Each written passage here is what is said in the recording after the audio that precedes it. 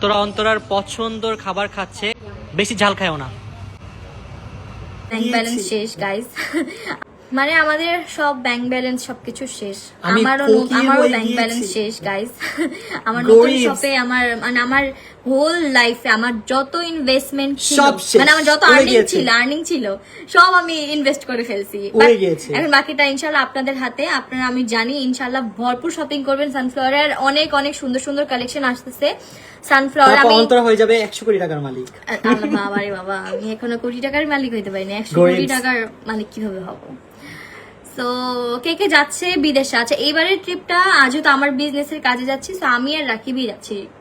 মানে বিজনেস কাজে গেলে অনেক হাঁটাহাঁটি করা লাগে। হাঁটাহাঁটি নরমালি করা আমরা লাগে। চায়না থেকে মাত্রই আসছি ভাই, ওদের যে পরিমাণে কষ্ট হয়েছে, ঋতু জয়ের অনেক কষ্ট করছে। কোন দেশে যাচ্ছ এটা সবার কোশ্চেন, বাট কোন দেশে যাচ্ছে এটা বলবো না। Last almost 10K viewers join করে ফেলতেছে আমাদের সাথে, 8K ওয়াচিং। এবং আমার বাবা আগে থেকে একটা ভালো পর্যায়ে ছিল এবং আমি ওই বাবার দেয়াই সবকিছু করতেছি। যে বাসা, এটা বাবার বাসা, খাই এটাও বাবার হোটেলেই খাই, জাস্ট আমরা কোন রকম রুমটা একটু ইন্টেরিয়র করে নিয়েছি, দ্যাটস ইট। সবই বাবার হোটেলেই খাই বলতে গেলে। হ্যাঁ, ইনকাম করি, ফ্যামিলিকে লাগলে যখন লাগবে অতটুকু সাপোর্ট দিতে চাই। আমার বাবা যদি বলে কালকে আমাকে এইটা কিনে দাও, ওইটা কিনে দাও, সামর্থ্য আমার আছে আপু কি আলহামদুলিল্লাহ। লাগছে? 150 কোটি টাকা কামায় আমাকে দিয়ে দাও। আপনি আমারে দেন ভাই, এত কোটি কোটি টাকার মালিক। ওনার বাড়িও আছে, আমাদের তো বাড়িও নেই নিজেদের। তাইলে দেখেন, আমি এতদিন ধরে ইউটিউব করছি, আমার নিজের একটা বাড়ি নেই, আমি আমার বাবার বাড়িতে বসে আছি। তাই বুঝেন, অনেকে তো মনে করেন যে একটা ভিডিও মানে হাজার হাজার কোটি কোটি টাকা। না ভাই, এত হাজার হাজার কোটি টাকা পাই না, বাট যতটুকু পাই আলহামদুলিল্লাহ আমি আমার শখ পূরণ করতে পারতেছি। যখন যেটা লাগে সেটা কিনতে পারতেছি। ফ্যামিলির যদি কোনো বিপদ হয় ফ্যামিলিকে সাপোর্ট দিতে পারতেছি। আশেপাশে কেউ বিপদে পড়লে তাকে বিপদ থেকে উদ্ধার করতে পারবো। নিজের কোনো কিছু লাগলে সেটা কিনতে পারবো, বাবা মায়ের স্বপ্ন পূরণ করতে পারবো। যতটুকু দরকার আলহামদুলিল্লাহ আমি অতটুকু পাচ্ছি, এতটুকুই বলবো। হালাল বইতে টাকা ইনকাম করা গাইজ অনেক অনেক কষ্ট। আপনারা এটাই ভাবেন যে বাংলাদেশের নাম্বার 1 ইউটিউবার, দেখেন মাত্র $500 পাইছে একটা ব্লগ দিয়ে, যার এত মিলিয়ন মিলিয়ন ভিউজ, যার এত এত সাবস্ক্রাইবার্স, তার ইনকাম এইরকম অবস্থা।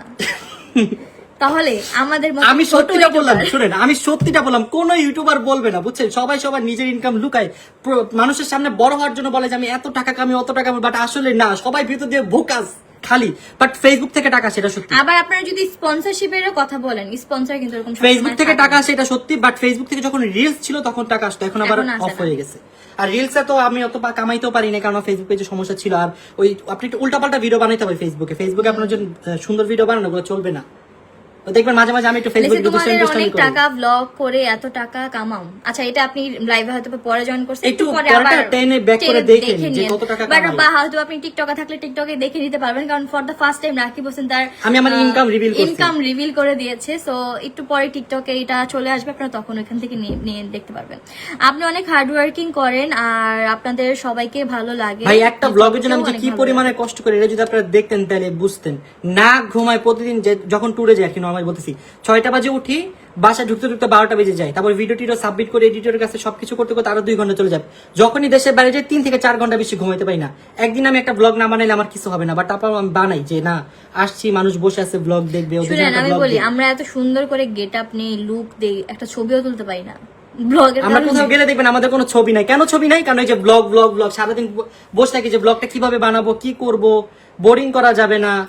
এই যে- একটা কথা এই যে- বলার সময় বারবার ভেবে বলি যে কি বলবো, কোনো কথা যদি উল্টাপাল্টা হয়ে যায়, একটা ভুল বলে ফেললাম, কখন কোনটা ভুল মানুষের খারাপ লাগে, কারণ সবকিছু মেনটেন আমাদের করতে হয়। আমাদের তো মনে করেন এই এতটুকু চুন পরিমাণের ভুল হইলে আপনারা ওইটা নিয়ে মানে অনেক কি করে ফেলে মানুষজন। এখন থাকে ভাই, এরা সোশ্যাল করবেই। মিডিয়াটা এরকম আসলে।